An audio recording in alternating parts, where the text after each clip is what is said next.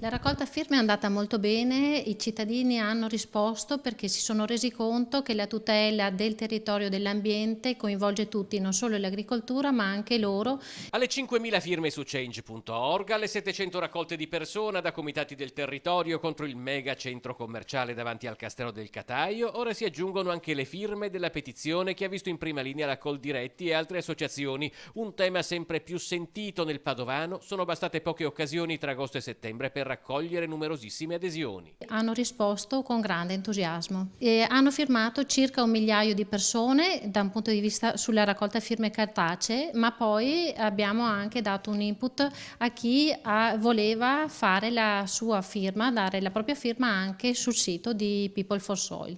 A differenza di altre petizioni indirizzate a livello locale, questa punta addirittura a Bruxelles per mettere definitivamente la parola fine a certe situazioni. Il mega centro commerciale lo si faccia altrove, dicono alla Coldiretti. Le aree cementificate da riqualificare non mancano.